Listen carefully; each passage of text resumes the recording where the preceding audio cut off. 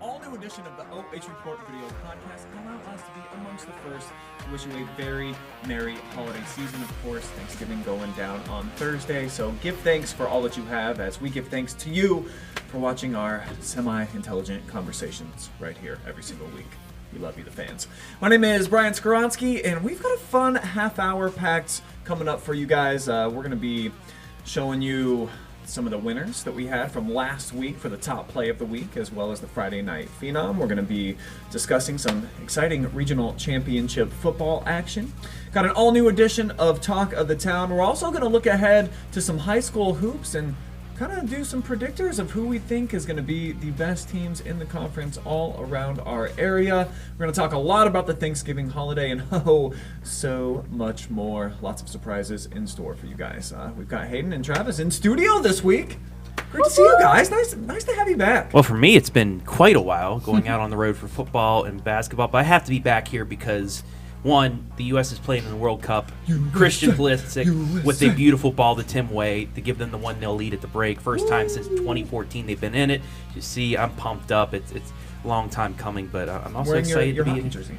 It's cold out. I can't wear a soccer kit in here. It's kind of cold in here, so I figured I'd just go with the sweater. Is what they call it. The sweater. Yes, I'm going with the USA though. I'm still sporting the red, white, and blue. You know, you're right. USA as the folks are doing over in Qatar right now, but I'm glad to be back with you. I'm thankful to be here with you folks today. That's a perfect transition. And you as well, Hayden. Mr. Gray. To you as well, Hayden. Yes, welcome back, Travis. I so deeply missed you right next to me here. I'm just kidding. No, I'm glad to have you back. And look at the fresh cut. That looks camera sharp. Really shows it That off. looks sharp, man. Shout out your like barber. it. You're looking fresh today. They've been a sponsor on the OH Report, the 419 Barbershop. Go check them out. Nice. Yeah, it looks good. And then we got a special guest sitting in here, usually directing the game a little bit, and then switching around the cameras. Jordan Hollenbeck, what's up? Hey guys, it's me. I guess It's I'm her. gonna be sitting in now every week, so you get to see this and hear this. So enjoy. Well, since we're seeing and hearing it, why don't we let you kick off today's portion of the show? We'll break her in proper and let you break the ice on today's podcast. Just make sure you talk right into the mic here. Okay, so I know these guys, they are sports all the time. So I wanted to do something a little different. I'm going to be your OH Report What to Do girl.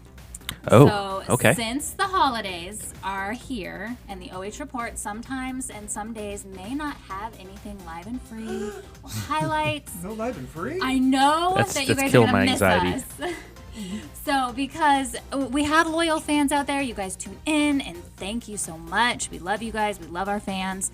But you guys do miss us when we're gone. We get messages like, what's going on today? Sometimes we don't have anything. I want to give you some ideas to keep you busy while we're away. And like Saturday, when we couldn't do the Danville game, we were sad, trust me. We did it, but Well, we live. did, but we couldn't do it live. We couldn't bring it to you guys live and free. So I want to give you some ideas to maybe fill that space. So if we have another, like a delayed broadcast, you guys can tune in, at the time that we're airing it live, because we like to present it like it's live. Can we get to it already? Yeah, Yes, Some ideas, yeah. right? So Adam Hayden and I were talking about this on our way up to Upper Sandusky for the girls' basketball game. And we were talking about, well, maybe they could play cards and stuff like that. So I found some things that are going on in Richland County. No. Go Fish. I haven't played Go Fish in a long time. I haven't Go Fish is fun. I like Go Fish. Maybe we should play that. So here we go. Okay, here are the 3 things to do in Richland County this week. Knox, Morrow, Crawford. I'll get to you guys next week. So if you're a business and you're interested, hey, you gotta get that KMAC land. You can't shut them out. Email me and we'll get your business out there for these events that are going on. Maybe they want to sponsor some games as well. Yeah, you can sponsor some games. So get in touch with me. My email should be below. All right, so the first one is the big one, Thanksgiving. That's this Thursday. Is it? No. Would we have forgot to do it? Thank you for the update. Yeah, also. This is great news. Yeah, and hey, if you have a 20-pound turkey, you need to pull that out right now. Gobble, gobble, gobble. Found out today that if it's 20 pounds, it needs at least 4 days to thaw, so pull your turkey out. On Thanksgiving, do you guys watch the Thanksgiving Day Parade? Absolutely. Mm-hmm. Okay. Mm-hmm.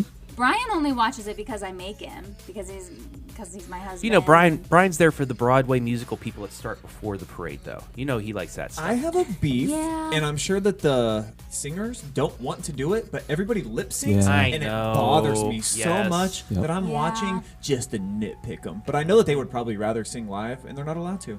It's quite a strange event to me. Yes. Well, I always watch the parade. I love watching it on NBC with my crew from the Today Show. So I love them. And then I always have to have a mimosa while the parade's going on, while I'm prepping my food. I think I popped the bottle around like 9. This year might have to be a little earlier. Hey-o. Just because we have friends coming over. So I love the balloons, and the floats get bigger and better every year. We watched earlier, a couple weeks ago on the Today Show, they took us into where the floats are made, and there's going to be some amazing Thanksgiving Day floats, so you guys need to tune in. And then I also heard that Mariah Carey is going to close out the parade. What song do you think she's going to sing, guys? Jeez. Of course. Lip sync. Lip lip sync. sync, yeah. Anyway, she's probably going to be on the Santa float, so that should be kind of interesting to see her. I don't know if she's ever done it before. I didn't really look that into it. I just heard that. All right, going on to the second thing on my list. Second thing on my list for this week, the 25th and 26th, Black Friday and Saturday, is the 3rd annual Sip and Shop at the Hub at Village Square in Crestline. So they're bringing back the old Black Friday where you get there at 3 a.m. and you line up, and then they open the doors at 5. They have over 80 vendors of handmade makers and small shops that are going to be all at the Sip and Shop. And then on Saturday, they're doing a Christmas extravaganza from 2 to 8 with, ready for this list, guys? There's going to be ice skating and Santa and carriage rides and live music and food trucks and reindeers and a full-service bar with holiday specialty cocktails. Oh, my. And shopping. Shopping? And shopping. Oh, wow. So I'm probably going to try to drag my family out of the house after the Buckeye game, of course, to maybe go check this out because it goes on until 8. So that Brian's would be... so excited he's putting it into his phone. He right now to is. He's save it. putting it into his phone. It's on my calendar. He's putting it in his phone. Yes. All right. And then if you guys are interested in that, the first 100 people on Friday, the first 100 people in the door get a stocking full of coupons and goodies and Coupons are good. giveaways and amazing deals every hour. So it should be a lot of fun if you aren't the football fan and want to get out of the house. But these are ideas that will get you away from your electronics for a while and enjoy friends and family. Away from things your like electronics that. for a I'm while. going to put it down. Except for the parade. The parade is TV, but I'm looking forward to that. All right, and then the third, this one is very special. It's right here in Richland County. We are, they are doing the Sister Act musical at the Rent. I've seen that. Yeah. So Great movie, though, by It the is a way. great Anybody movie. hasn't seen it, you have to watch it. Whoopi Yeah. Goldberg's amazing in it. we've all seen the movie. Now we get to enjoy the musical, and there's lots of local talent that's Yeah. in this. So our friend John Beasley, his 15-year-old daughter, is playing Sister Mary Catherine. Okay. And then our daughter's friend, Zachary Ramos, is in it. And then also the Family Matters star, Najee Rawls. That's Do you another. remember him? You have to see the Family Matters as well. Is that still going on down in Columbus area? Are they still putting on shows? No, but they're going to air it live on Thanksgiving. No, but they're going to air it live on Thanksgiving. There's another thing you should do. There's another thing you can do. Look at that. Is watch the Family Matters. So there he is. There he is. There's the Family Matters star.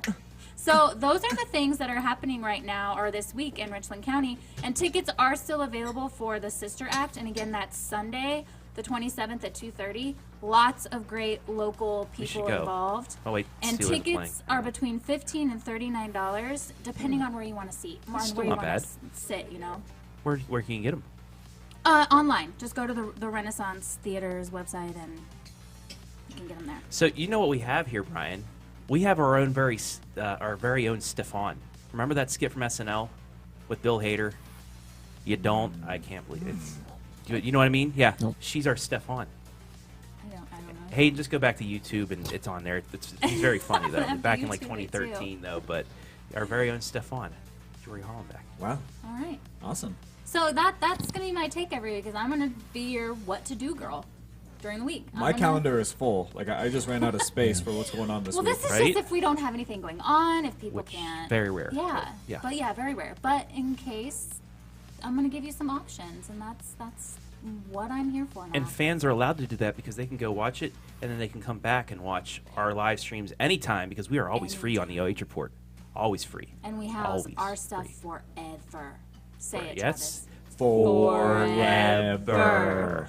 Forever. All right, that's my minutes for today. Thanks for having me. Thank you, Stefan. Appreciate it. Thank you very much, Shore. No problem. Okay, well, the boys' high school basketball season tips off this week. You guys all know that. Wednesday. We're all pretty excited. About half the teams are going to be underway this week. The other half gets started next week. But we're about to have a conversation with a guy that we're going to be seeing a whole lot this season, and I believe this might be a weekly thing that we're going to do, touching base. So let's go ahead and throw it out to Upper Sandusky, Ohio, where we've got the one, the only Jeff Winslow. How we doing out there, Coach? Good. How you doing today? Everything is all gravy in my world. I got a whole calendar full of stuff to do now, thanks to Jory getting us filled in on the latest activities in and around our area. So we're definitely looking forward to it. And looking forward to seeing you play. So training camp is over. Your first game's in 2 days. How would you say the emotions and just the feel of practice are about to change for you and the boys, if at all? Well, now we'll instead of focusing on just getting ready for the season, we're going to really focus on getting ready for our first opponent, which is Willard. So we started that Friday, Saturday, and then today we'll get big time into them. So it'll be more focused on who we're playing. Give me a scouting report on your team, Coach. Tell me about some strengths and weaknesses. What are we going to expect to see early on in the season, at least, from Upper Sandusky Hoops? Well, I think we got a bunch of guys that shoot the basketball. Some playmakers and Holden Daris and Brock Montgomery and Levi Lamb and a 6'5" kid that Ethan Kessler that can go inside out. So our strength's going to be being able to shoot the basketball, and we got some younger guys inside that are big that can score inside. So hopefully we can play inside out and make teams have to guard us on the perimeter with our shooting. Hey, Coach Travis Berardi here. How are you doing today? First game the night before Thanksgiving, hours before everybody breaks into the turkey, and then it goes into the holiday month. Is there any difference in trying to coach your boys up this time of year, since they might have their minds on the holiday season compared to once we get out into January and February? Do you coach them up any differently just to keep them focused on the task at hand? No, I think with it being the first game of the year, everybody's pretty focused and ready to roll. We changed the game from the day after Thanksgiving to the day before. I think that helps. I never really liked playing the day after Thanksgiving because we'd have to come in on Thanksgiving Day and practice, and that kind of was a little bit of a problem to get kids focused. But I think playing the day before Thanksgiving, everybody will be excited to go to be able to play their first game and then be able to relax the next day with family and friends eating a bunch of turkey. Jory had to leave, but she had a question for you. Are you doing any of the cooking for Thanksgiving at the family home? I just got done 8th period health class, Tom. I do zero cooking. I want a deep fried turkey so bad. It sounds so good. Never had one. And my wife said you can.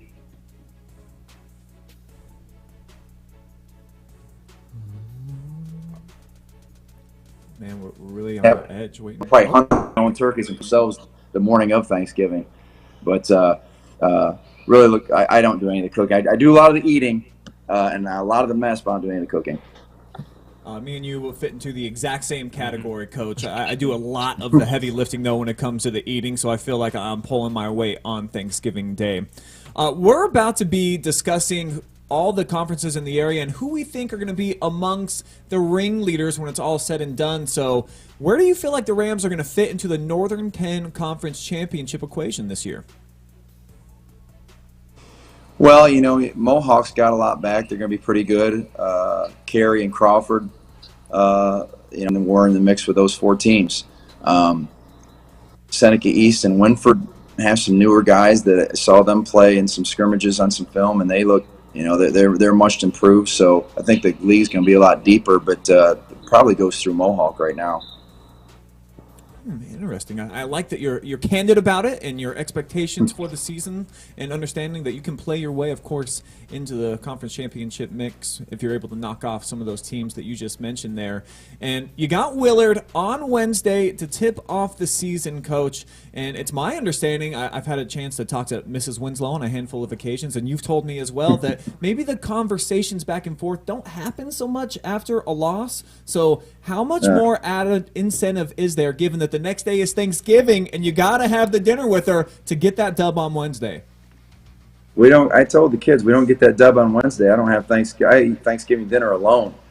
She doesn't accept losses very well, and like you said, and you've talked to her, it's the same thing. She won't talk to me. So I have lots of motivation to try to get our team to play well to win. Otherwise, I go home and it's pretty miserable, if you want to know the truth. Well, I think that we all collectively got to be rooting for you then, too, Coach, to have a happy holiday. So we're going to be in the house. You need to interview her once. You need to interview her once. She'll give you a good interview. I think she'll tell you the real ins and outs of Coach Winslow. I think we'll probably have to start off our broadcast on Wednesday with Jennifer up in the box with us, just kind of breaking it down, giving us the whole inside and out of what we need to know about Coach. There we go.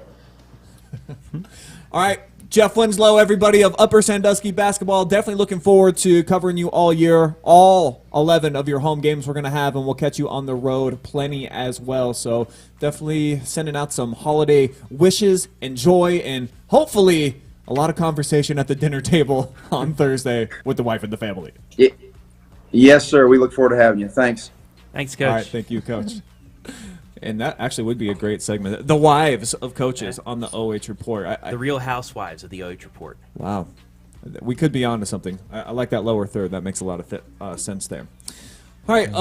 Well, let's go into, I think, my favorite segment now. I really enjoy interviewing the kids after the game. Mm-hmm. The MVP is my personal favorite part of every broadcast, and we chop up a little piece of each of them and package it up in one nice little healthy serving called Talk of the Town. Here it comes.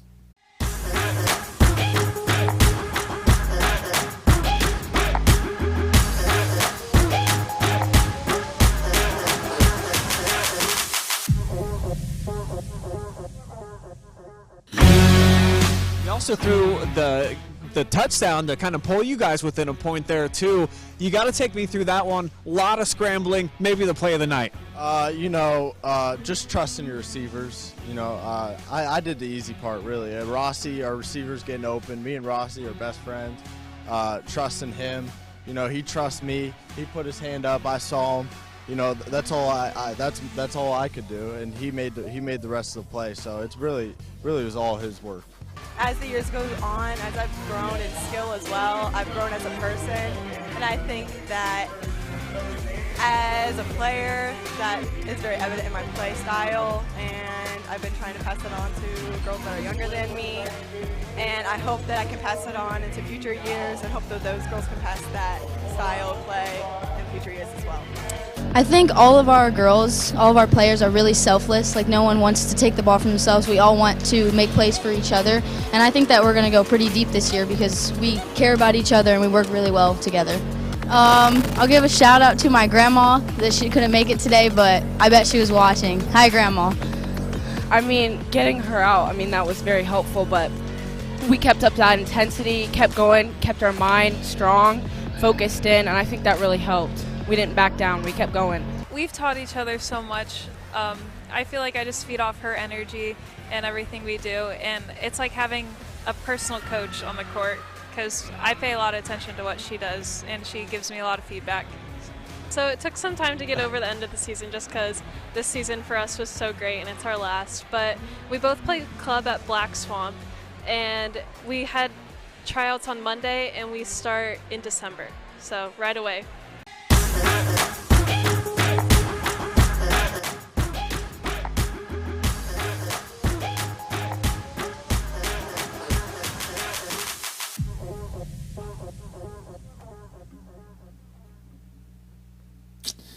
Yeah, love that segment. Nice collection of, we got some all-stars in the mix right there, some football players that did some crazy things, and we were just talking during that segment. All the finishes that we've had the last 2 weeks on our football broadcast came down to basically the last possession, the final second. Plays. Yeah, Danville, both games.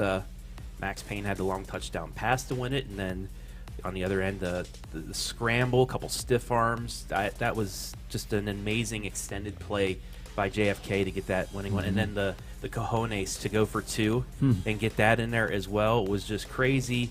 And then the other regional semis that we had last week too, coming down to the last place. So wow, we're lucky to have those live and almost always live and free for you right here. Almost always, all the time. All right, Trav, what do you want to talk about this week? What's kind of stewing through your brain right now? Well, since the match is going on right now, and Hayden, he's so annoyed by this beautiful game, I guess. No, so U.S. up 1-0 in the 63rd minute right now, although Wales, they're starting to get the pressure on. Let's stick with soccer right here, and the state of soccer here in the U.S. In the last 10 years. 10, 15 years ago, it was just up and coming, especially here in the area. But, nowadays, it's really taking off. We have the U.S. back.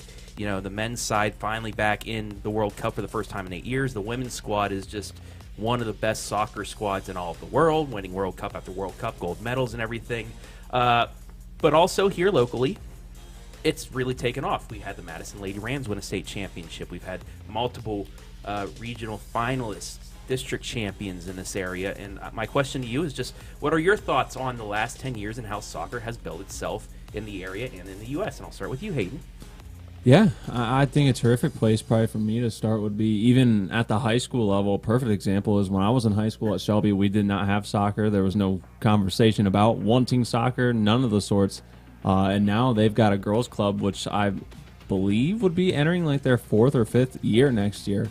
And I know when we were over there for the All-Star game, Coach Swisher even talked to us after the boys that, the idea has been tossed around that a boys' team could emerge. And that's something that when I was in high school would have never been thought of.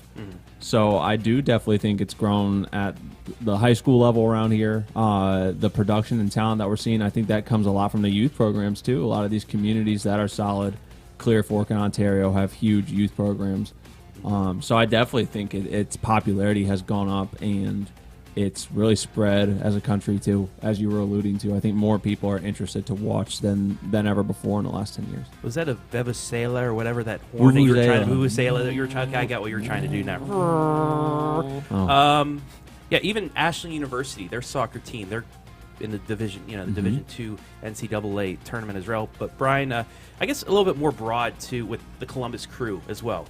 Fans have taken off here in the area to save the Crew. Other cities might not, love soccer as much, but in the whole state of Ohio, it's just really have taken off here recently.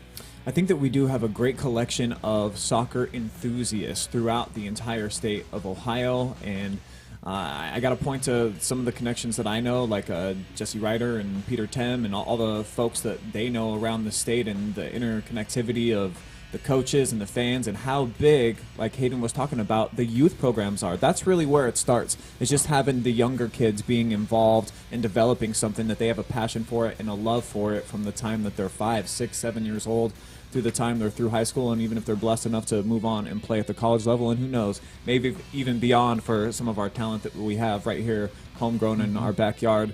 And to Hayden's point about Shelby not having a soccer team, soccer was brand new at my school as well, and I remember that the kids that played soccer when I was in high school, I mean, they got picked on, honestly, and I think that there's been a tremendous growth in the last 20 years of just acceptance of, you know what, you don't have to be manly and play football just because you're an American boy. Like, that doesn't matter. Play what you love. Soccer's an awesome game. It's a beautiful sport, and that's why they call it that. That's the nickname. It's a growing thing, and I think that it's really cool to watch.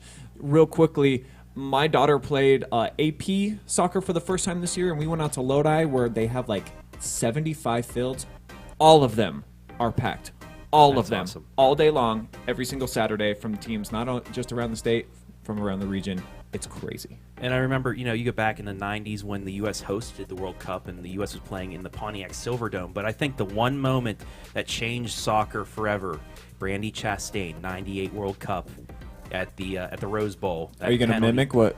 No, I will not, because I don't want people, leaving and never coming back. Well, you got the sports bra on, right, underneath there? I got a T-shirt. Okay.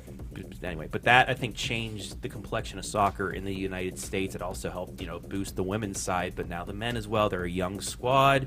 They're up 1-0 right now in their opening match after 8 years of frustration. But I love seeing another sport like this, the beautiful game, finally, getting to the limelight and competing with football and at the start of basketball season as well, because the second most amount of tickets sold to the World Cup were to U.S. fans. I think it's awesome. No question. It's growing, not just here in Ohio, but definitely around the entire United States and around the globe, too. Yeah. I think that it's become, it's always been the most popular sport, I guess. Outside of here. We should become members of the American Outlaws in Columbus, that crew. They just get together. They have watch parties. If it's in Columbus or Cleveland, they have they have like a pregame tailgate, and then they'll all march to the stadium together. It's like it's a cool thing to do. I gotta give so much love to the Columbus Crew fans. I have not been to the new stadium yet. We need to go. The few games that I got a chance to attend, it's such like a college atmosphere. It gets very rowdy, but they're knowledgeable. They got the vuvuzelas. Yeah. They bring baby powder if they're still doing that at the crew games where we're right at the opening. They all throw it up. It's awesome, man. Yep. That's it for my first segment of this. But my second one, coming to Thanksgiving. I mean, we're days away from my close second favorite holiday. My favorite is Christmas, but Thanksgiving is just a close second. But we're going to go on the other side of things and talk about our least favorite side dishes and desserts. I mean, on our broadcast already, we've talked about our favorite side dishes and things, but we haven't talked about the other side of things, the least favorite side dishes. And I'm going to start, and this is probably going to be a hot take, but sweet potato casserole. Can't do it. I just can't do sweet potato casserole. Nope. It's grow up. Even with the marshmallows on top? Even with the marshmallows. Yeah, I'm sorry, but I just can't do it. Then you go into some of the greens. Brussels sprouts, asparagus, nah. And then something that I really haven't even seen any of my family make, butternut squash. I saw that was on. That just not appetizing for me. But there's the Brussels sprout. I can't do that. There's the. I mean, it may look good to everybody else, but I can't. I see 10 out of 10, right, Hayden? Nope. That was phenomenal. Can't do that. And then asparagus, I just nope. It just I could never get into asparagus. The butternut squash, and then there's one dessert that I just cannot eat. You're going to hate this as well, but I cannot do pecan pie. That's also going to make my list. Okay. I am not a pecan pie person. That's butternut squash right there. I've actually never seen it like that before. As I search, I'm like, I can't do that. But yeah, can't do the pecan pie. For all the sugar that's in it, it's not worth the bites. It just doesn't taste that good. So I'm with you. That would be at the very bottom of my dessert chain. I get a little bit offended when people just bring like cookies and brownies to Thanksgiving. Yeah, you know apple what? pie, cobbler. It's a pie, pie or cobbler type of day. Absolutely. Do something creative. I don't want just your regular old cookies. Save those for Christmas. It's Christmas season. You're going to have so many cookies and brownies and cake, fudge and stuff during the next month. But for the holiday, pumpkin pie with some Cool Whip on the top, or apple pie, or some peach cobbler, or something like that. That's that's the holiday for you right there. Man, Hayden's giving you the eyes. Well, I'm gonna let him dive in and let you know the real answers to this burning question. I don't know. It's actually really hard for me to think about because I don't have too many that I dislike. That's a good thing. One thing I don't like, and again, it might be different. I don't know how common it is at other places, but I'm personally not a stuffed mushroom guy. I've never been about them. it seems like it's always been a side at some of my family Thanksgivings, and they all love them, so that's good. I just can't get into it. It's a texture thing for me. I can agree with you. I mean, I'll eat it every once in a while, but it's just that, and I can eat a deviled egg here or there, but it's not. It's not something I go straight for. I guess you could say that would have made my list a few years ago, but since my wife insists on making them every year, I mean they're good, but I just don't go ham on them. Yeah, got to. I'm definitely throwing green bean casserole in the mix for this. I think that would be one of the few foods that I don't put it on my plate personally. and Storm would agree with that. And then the canned cranberry sauce. No, you got to go with like the diced, like the legit stuff. I actually always go pick them up from Bob Evans. Bob Evans has the best. The cans I like the can, man, and especially if sliced up. If it's sliced up and I still know that it came out the can, not for me. But like you'll get that on that. Yeah, I'll get that. I think I just my grandma gave that to me at a young age, so I just thought that was kind of like. I thought that was homemade. I've just gone with it ever since. Nah, bro, but now that you're in the know, you got to get the real stuff. Yeah, it's better. The Bob Evans stuff. I'm also here nor there on pumpkin pie. I think you got to do equal amounts pumpkin pie and whipped cream. I put so much whipped cream on there that it's basically like the main ingredient. And I'll eat pumpkin pie for Thanksgiving. It's just like it's a holiday specific. Yeah, I ain't busting that out in July or anything. Yeah. Adam's trying to get us back on track here because we're talking about our favorite stuff and it's not favorite. So that's it for me. Those are things I will not have on my plate on Thursday. Put some more stuff on our plate, Hayden. What's your burning desire to speak on today? Oh, yeah. So we'll go back to the sports world for some of my stuff. But, we talk about local high schools and the professionals, and when we talk about college, we tend to talk about the bigger schools, the ones we all root for, like Ohio State. But right down the road, not far from us, up the road actually, on 30, but the Ashland Eagles still competing in the Division II playoffs for football. They got a big win at home last Saturday. Great finish to that game, too. Yeah, that came down to the wire. I believe it was 20-17.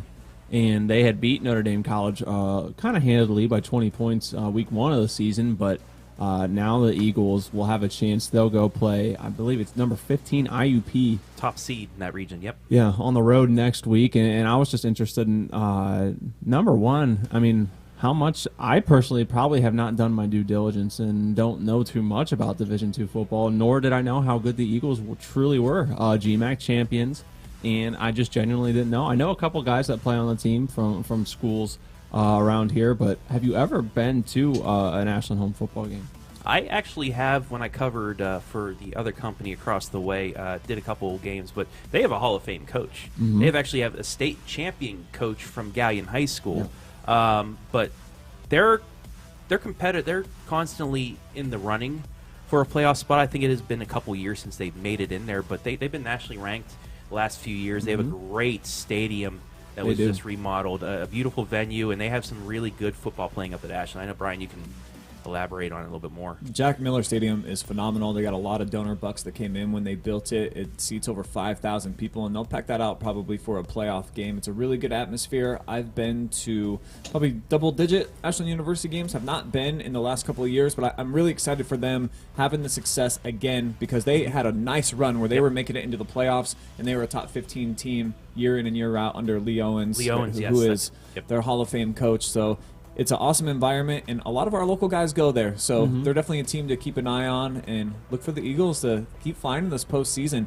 They've never been I think the third round. Since they've made it the new... I think they won once, maybe twice, but I don't think they haven't been past the third round, which would be I think that's the regional semi or the regional championship, so the Elite Eight. So it's a big game coming up for them, of course. Yeah, absolutely. And I think they have the pieces. I've seen they've got a pretty balanced attack. They had some good quarterbacks and running backs back when they a few years ago when they made their runs, but I think it was kind of a younger squad they had the last couple years, but they're back up to the level that they played in, and it's great. I mean, they have a NFL player still out there, Adam Shaheen, playing. I think was he a tight end for the Dolphins now? He's a tight end somewhere, but he's still bounced around a little bit. Yeah, but he's still getting some. He's getting some catches. I see him every once in a while on the red zone making a touchdown catch here and there. But yeah, it's fun to see Division II from just little Ashland University. These players showing out and making it far. Agreed. So yeah, I wanted to give some respect to the D2 ranks and talk about Ashland, and I need to do my part. I need to look for her name, and I will find it eventually, but my other part of today is honestly really just a shout out to someone that I forgot to bring up during the Upper Sandusky girls basketball game on Saturday that I was at, someone had commented ahead of time on that game and let us know that it was the first game back officiating for her husband, who had been dealing with cancer for, I feel bad too, I forget how long it was, but it's been a while since he's been able to officiate a game, and that was his first game back. So definitely meant to bring something up on that broadcast, but wanted to, shout out that story. That was pretty cool that they shared that with us, and super happy that we got to see that and that he's cancer free. It's always awesome when that happens. Sure. When you get that news. Awesome. And, I mean, we need referees, and if it's a good referee and he's able to fight his way back and get back out there, that's even better for not only for him and his family, but for high school athletics as well, to have somebody out there, night in and night out, being able to officiate. And same circumstance for our own Lynn Passett. His wife's been battling cancer, and he actually had retired from the referee ranks, but allowed himself to still be available this year because there's such a shortage, and I know that he's getting kind of scheduled quite a bit here now. Yeah. So just awesome to hear. Yeah. Sports is that great commonality that we can have, all bringing us together. To have him back out there, I bet was probably a really awesome, sensational feeling for him and his family. I bet. So thank you for mentioning that. Yeah. All right, guys. We always put a lot on your shoulders. We let you vote for the top play in the Friday Night Phenom every single week here on the OH Report. It's got nothing to do with us. We just give you the nominees. You decide what was the best of the best. So without further ado, let's show you the winners from last week.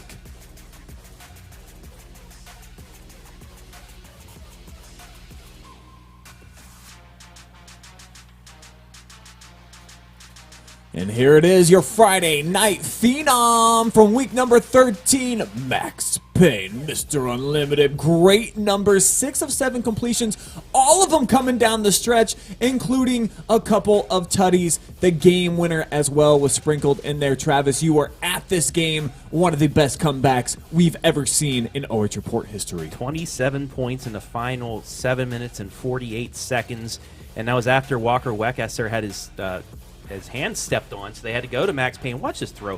1 foot in the air, jump pass from 47 yards out right into the hands of Weckesser. And then he had one heck of a jump pass to give Danville the lead in the regional championship as well. He can do it all. And guess what? We're going to see that play one more time right here because this was the top play of the week, and how could it not be? Clock running down, 12 seconds left, one-on-one coverage. That's the backup quarterback to the starting quarterback who, as Travis mentioned, had his hand stepped on. He couldn't even feel it, couldn't squeeze the football, so they had to bring in Max.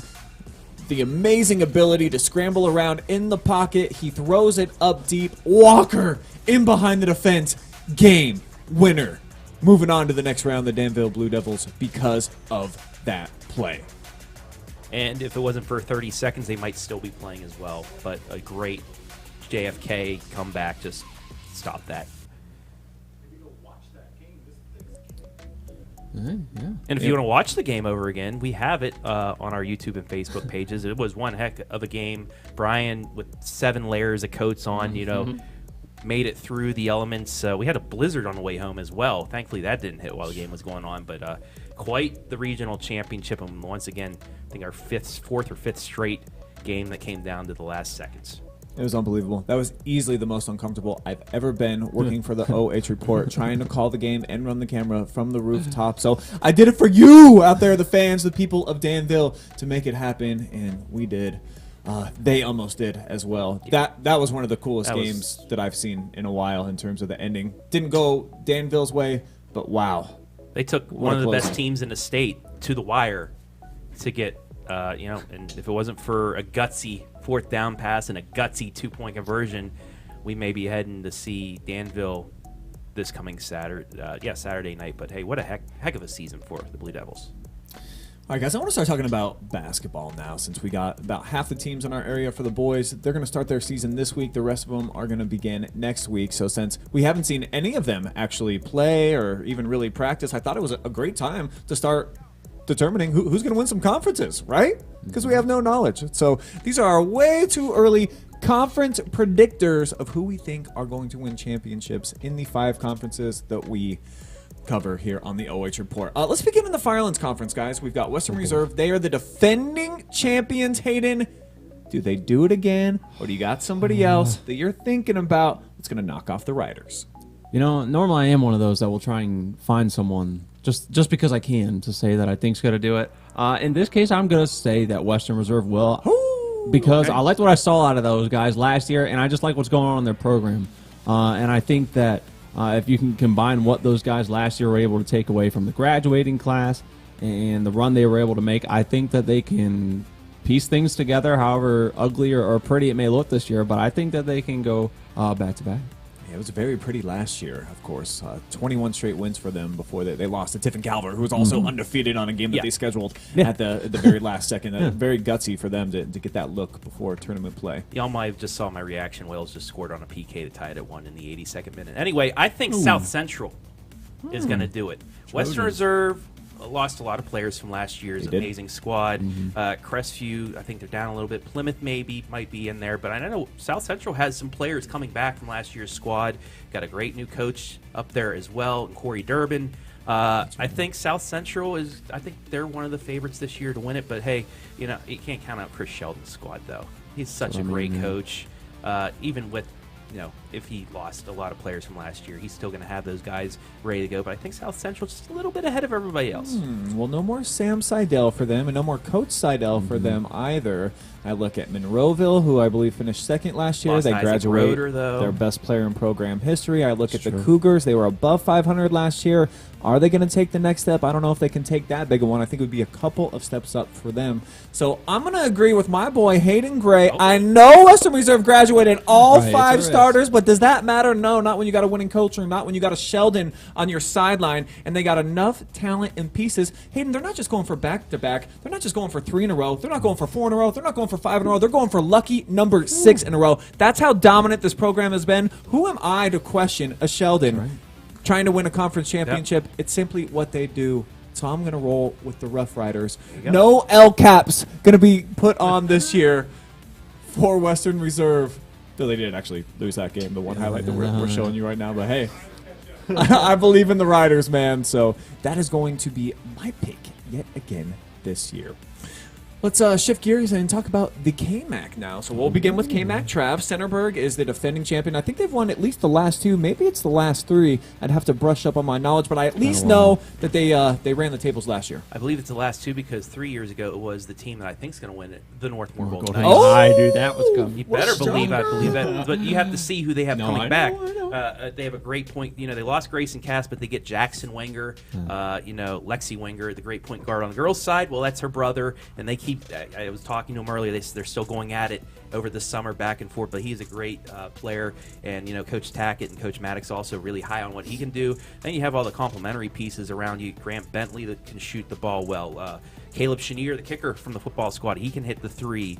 Hunter Falk as well. Max Lauer inside, and Max Lauer this season he has not, and I mean has not gotten 300 plus carries on the football side because he was injured for 5-6 weeks, so he's a little bit more fresh coming into this season as well. And Coach Tackett said during the summer when he was able to play basketball, he has really shown out. So if Max can get that wrist back to 100%, he's going to be a little bit even better on the court. So I think the Golden Knights, but they're going to get a big test because their second game of the season is against Centerburg.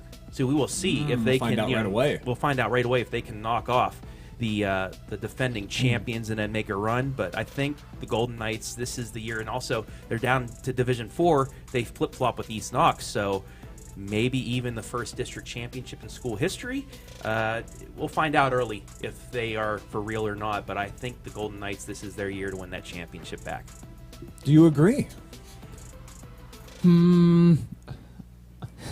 Just because it's you, of course, I should find someone to go against, but it's hard, though. I mean, seeing them, Fredericktown is going to be one of those that I'll say could be up there. Not to count out Centerburg as well, but with Cade Carpenter and Tegan Rule, those are guys that you saw. This was a phenomenal game.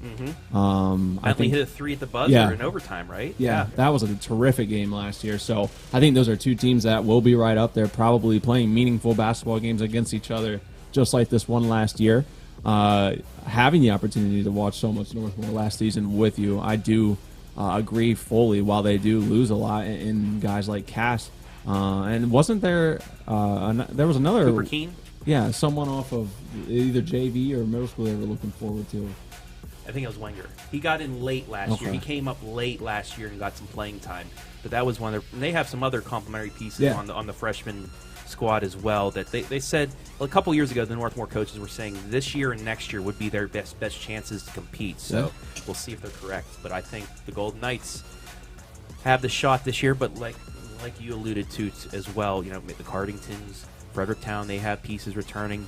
Who knows with Danville as well? They got some players, but we'll find out. KMAC, one of the most competitive conferences, I think, in our area. I agree. I think it's wide open. Danville's an intriguing team. I don't really know about Cardington. I don't think they're going to be in the mix. Weren't great last year. Not sure if they can. Again, that would be a team that would have to take many steps. And when you don't have the winning culture already built in place, it's tough. So Centerburg, they graduated I think basically the entire starting five. That's going to be tough, but I do know that they won the 9th grade KMAC championship last year. So they got some young kids, going to be some sophomores that can get into the mix. And Coach Meyer Hefka, one of the best in the business.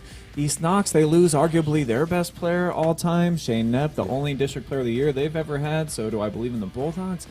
I don't know, but I think Travis kind of got me sold on Northmore. I came in, though, thinking that I was going to pick Fredericktown in this conversation. So I'm going to make this super official. I'm going to go ahead and just flip a bottle cap here. And let's see. So this side up, this is going to be Northmore. The other side is going to be Fredericktown. Let's see. This is going to determine who's actually going to win the KMAC. Cap open. North. Cap up. So it looks like we're all going Northmore. with Northmore. Wow. Golden Knights. Rolling with the Golden Knights, the kings of the KMAC. See if they can make it happen. Now, I will say, in the last few years, the winner has had 3 or 4 losses in conference as well. So it may, if one team slips up, might not be the end of their championship run, but it could get crazy. I hope it gets crazy, actually, because we love crazy. The casual fans like us like crazy. I know the fans of the actual schools don't, but we'll see. I thought Centerburg was undefeated in the league last year. I think you were incorrect. The year before that. All right, let's move on to let's talk about the Northern 10. We're the defending champions there. Actually, the coach of the Colonel Crawford Eagles is the guy who kind of groomed the coach for Northmore and Blade Tackett, his former coach. So do we see the Eagles flying back to the lead in the conference, Hayden, or do you think there's going to be another team that's going to overtake them? Man, another difficult situation because another Sheldon, so it's hard to, despite... It just is. Man, it's hard despite everything they graduate, but, having a chance to speak with Coach from Upper Sandusky before this, I'm intrigued. Personally, we haven't really watched a lot of Mohawk basketball. I don't think either of us, any of us, have. It'd be interesting to see what Carey will be this year. I know that they were an interesting team last year. Had some graduation again, as you do naturally in high school. But maybe the Northern 10 might be one of those that's a little bit more open than we expect. So, of course, I will always say I like Colonel Crawford, but I'm going to kind of leave that one as vacant for a little bit. You heard Coach Winslow. He actually told us he thinks it's going to be a 3-pony race between his team, Colonel Crawford, and Mohawk. And, oh, by the way, those 3 teams have won every single championship in the Northern 10. Dave Sheldon and Jeff Winslow are responsible for 7 of the 8 championships. So, though, if you pick Upper Sandusky or Colonel Crawford, I mean, you got about a 50-50 shot. Yeah. What do you think, Trav? It might come down to if Crawford or Upper Sandusky, if one of those 2 teams can sweep that rivalry, they'll have the upper hand, because even if they split with Mohawk, I think they'd be ahead. So it's going to go down to the win. If one of those 2 teams can win both games against each other, that will be your Northern 10 champion.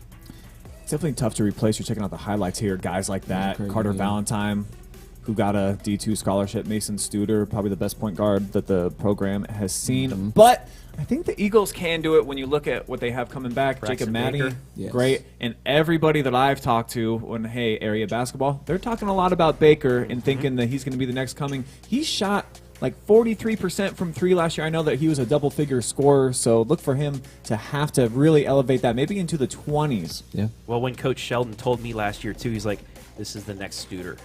He might be just as good, maybe even a little better if he can continue to hone his game. A lot bigger. So that coming from a David Sheldon, you got to think it's legit. So and they as well dropping down to D4, so they have the ability to make another run. But you got Lucas in there, you got Margaretta, That's D4 gonna is going to be that is gonna be awesome. Fun. Willard District as always. And I think G and Storm are coming back. They're going to come work two days for the year. Work those. They said they have to come Dibs back. in They that? got to do those. So I don't know, but yeah, we got a lot of fun parity on the boys basketball side this year. Are we going to have that in the MOAC, Travis? Or who's going to end up winning that league? Shelby is the winner of the last 3 championships. Do they go for the 4-peat? I don't know. I do not know. What do they have? Alex Bruscotter's back. Yeah, that's true. He's got Isaiah a lot of D1 Ramsey. offers. Isaiah Ramsey. What did River Valley lose? Did they lose anybody? Yeah, they did. They graduated a couple of seniors, but those are the 2 teams. Brayden that I think Vito you would plays identify. hoops. Yeah, actually, I hear that he's going to be starting. Yeah. So, I mean, I got a lot of faith in Bruscotter. That's my guy.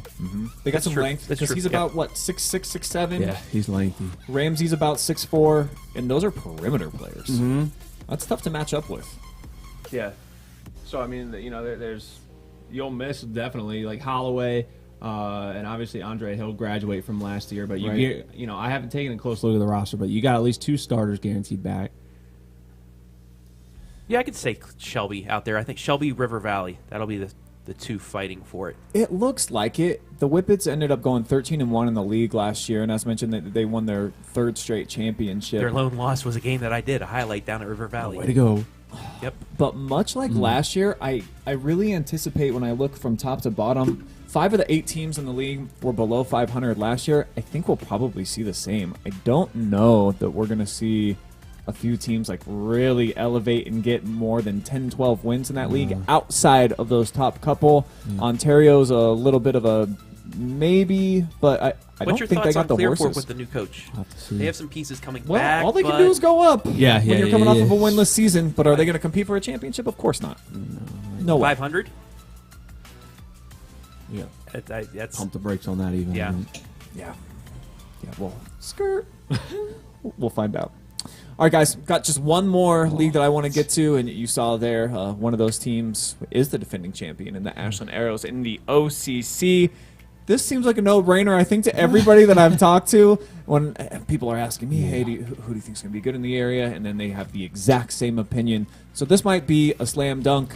Are we going anywhere but Lexington with this pick? No. Nope. How could you?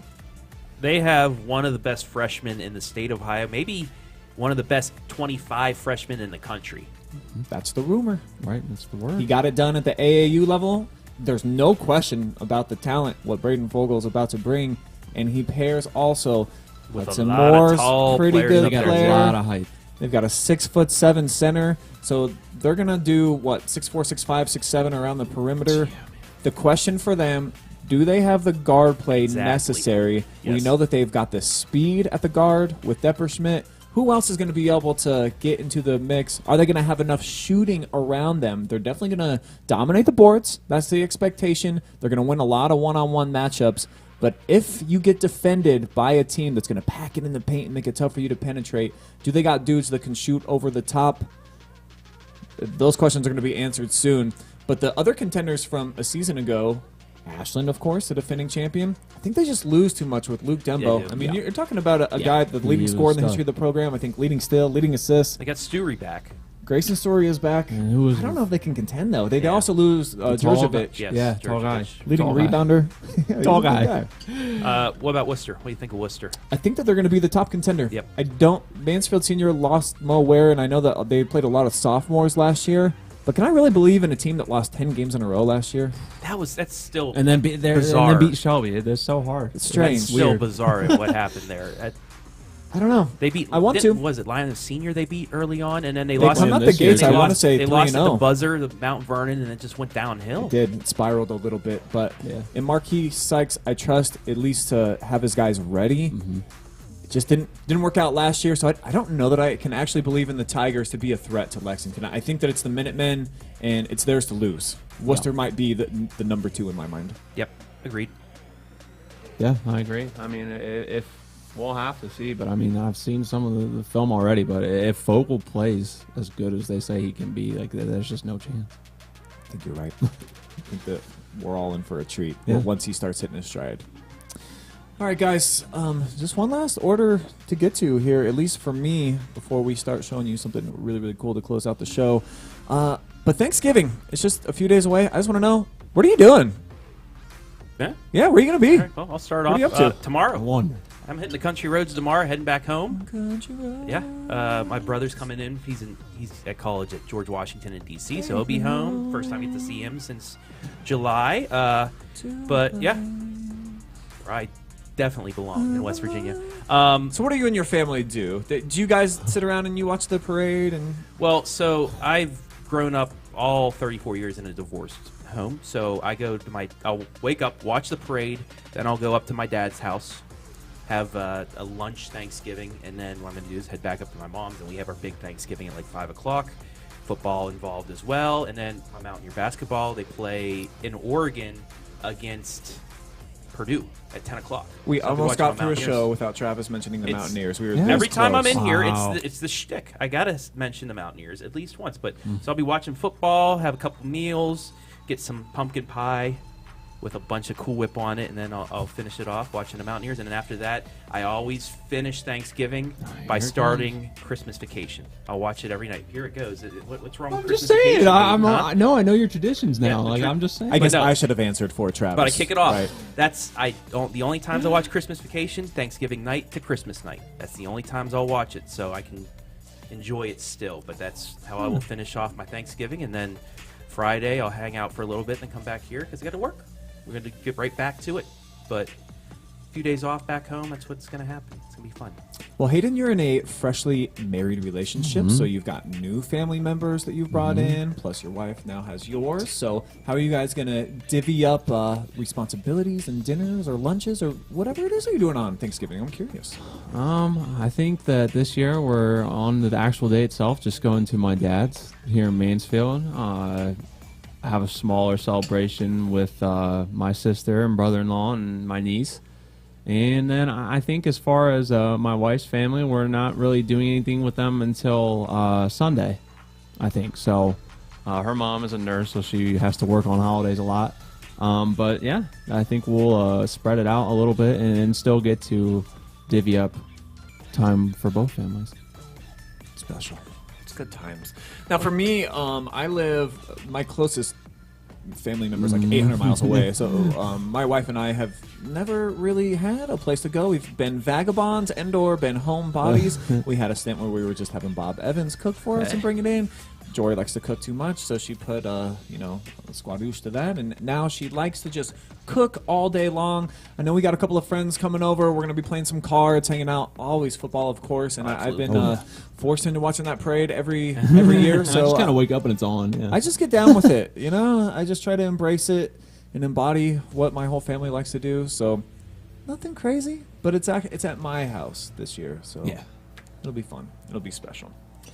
All right, before we get to the top football plays of the year, per a request from our producer, Adam Thompson, he wanted to know 3 reasons that I'm thankful for being a Browns fan.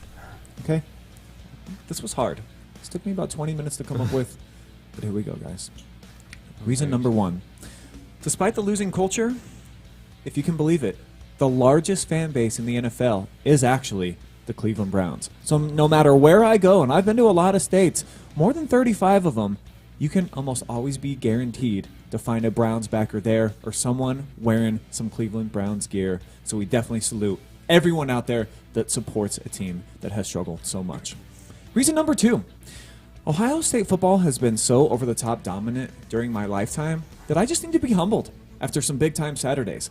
I'm riding pretty darn high by the end of my Saturday nights, and I need to be beaten down back to normal and just be a regular human being on my Sundays. So thank you, Browns, for always offering those life lessons to me that you can never get too high or too low. You bring in the lows after a big high on a Saturday. I salute you for that. And then number 3. Browns fans have heard it all. I mean, we deserve it too. We can't seem to break up with our abusive relationship with our team. We just keep coming back Sunday after Sunday. We'll tailgate and we'll party and then we'll come out to the games just to see the team pretty much just let us down most often than not. So it's really helped me as a Browns fan develop thick skin, and I'm able to slide through life, I think, a whole lot easier now. So thank you, Browns, for giving me the disappointment that I really need to be able to just knock off anything that life throws at me. I can conquer the world because I can conquer Sundays each and every week with my team. And that's all I got. Anything you guys would like to add? U.S. drew Wales 1-1 final. That hurts. They needed 3 points there. They didn't get it. Anyway, let's wrap things up. All right. Get off on our vacation. All right, guys. So we always let you guys pick the top play of the week here. We give you the nominees, and then you guys vote and decide. So this is what we've done. We've got 13 winners from 13 weeks of high school football. So we are going to put all the winners together, and we're going to let you vote on what was the absolute best play of the year as captured by our cameras right here on the OH Report. So here they are, the top 13 plays according to you, the fans, from the high school football season 2022 right here on our network. Run it. Our top play nominees, we had quite a few of them, but when it was all said and done, you guys thought that this play was the best of the best, and I agree. It's like wizardry here. How did Hunter Folk basically take this right through the head of the defender? It's got to be that spot in the end zone. I said this last week. That's where Jay Melchiori made that one-handed catch against Northmore. Well, Hunter Folk, it went through the body of that Elgin defender, and he still had the vision, the sight to make the catch and get the tutty. Could it be not just one helping of Jake, but two from Haverstock? And look at this throw. You have got to be kidding me, folks. Right on the money, into coverage. Haverstock to Max Vesper, 36 yards. And that's with under a minute to go in crunch time. We call it money time on the OH Report. Certainly, dimes were falling out of the sky right into the breadbasket.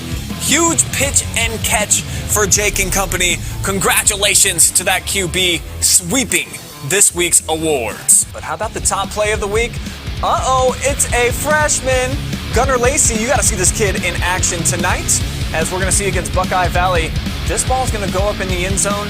Gunner's going to come down with it to end the drive. Is there a better name than Gunnar Lacey? I mean, there are a lot of great names in this area for football, and Gunnar Lacey, the pick in the end zone, sealing it. People of North Ohio decided the Jesse Rings 30-yard catch. He got blasted. Did he even need a helmet for this one? Nope. Lid not necessary. Big time catch, taking the contact. I can understand why he got the win for this, because just the way he was able to take that contact and still hold on to the ball for the big catch. Check it out.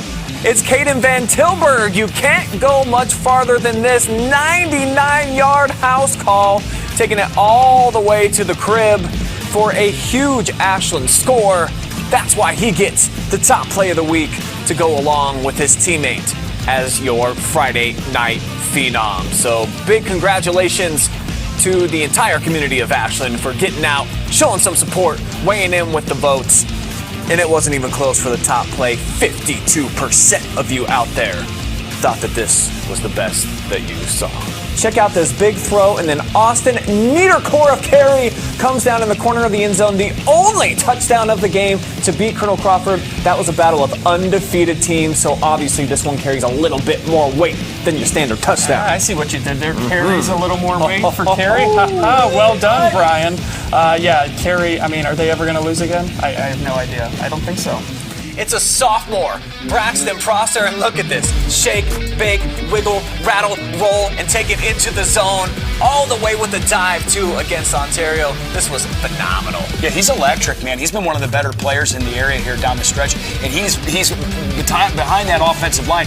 He's actually been one of the best players, one of the main reasons that Galleon's gotten back into climbing up those league standings and trying to fight for a playoff spot as well. But the top play of the week actually going to be coming from the same exact game, but on the other side. Check this out. Is it going to go through? Just barely. Braden Chester, a clutch 27-yard field goal that looked like it was going to be the game winner, if not for a crazy finale to that game just last week up in Attica.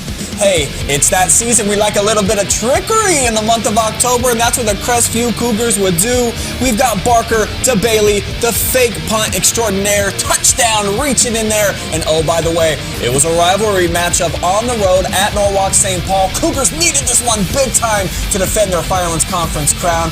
And just look at the play call, the design, gutsy right there. Yeah, that's a great job. Barker, obviously known around the area as being one of the best linebackers. For him to be able to throw that kind of a pass on a special teams play, it's fantastic. So, hey, kudos, man. Nice job, Cougars, getting the win, beating the Flyers, man. I know that makes a lot of people in the Firelands pretty happy. This is the upset, because we have the Centerburg Trojans out there, and no, they would not win, because what's better than one quarterback? How about 3 quarterbacks all hooking up in one play? Gallions, Kent, to Prosser for an 18-yard touchdown. 38% of you out there thought that this was the best play that you saw all week long. Unbelievable, and it was an awesome play. It's a dime right there, an even better catch. 3 quarterbacks on the roster all combining to make some magic.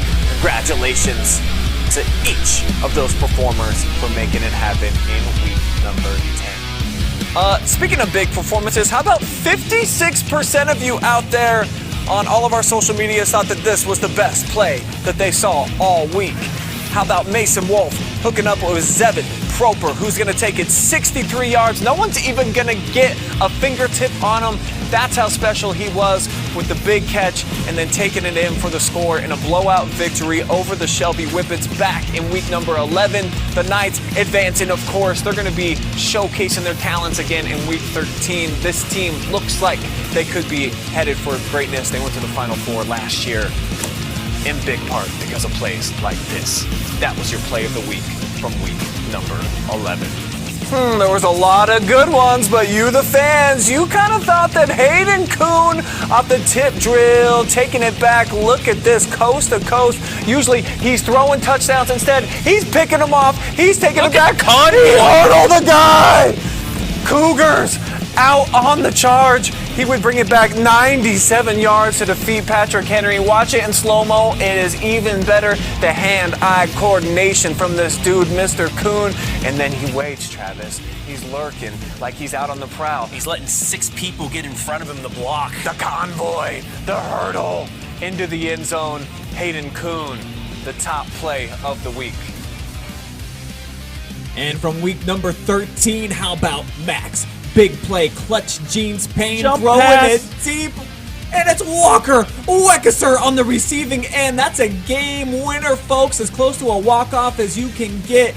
Punching Danville's ticket back to the regional championship. And just look at the escapability through the pocket. Max stepping up, and the gunslinger airs it out 45 yards on a rope to the starting quarterback from the backup.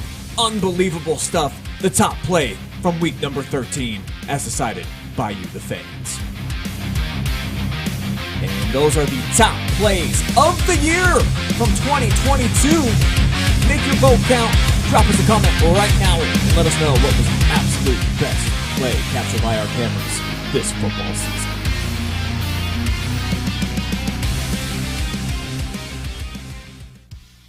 Our top play nominees. Cool. So we're going to drop that for a vote for you guys tomorrow morning. So make sure that you get out there, and if you got a friend that was a part of the countdown or a team, or hey, if you just saw a play and you're like, that was pretty Or dynamite. if you're from Centerburg. Yeah, we already know where Trojan Nation's going to be. Were they on it? Yeah. Oh, yeah. That big They hit. got one. Jesse They got Rings. one. Oh, yeah. Okay. All right. Well, hey, just want to say happy Thanksgiving to everybody. It's a great week. Make sure that you spend it with friends, family, lots of hugs, lots of thankful. food, and just be grateful and thankful at this time of year, because that's the one thing that you should definitely be doing this holiday season. Look around, see what you have, and remember that it's all beautiful. It's great out there. So from my team here at the OH Report, I want to send a big Thanksgiving bundle of joy out to you. Gobble, gobble.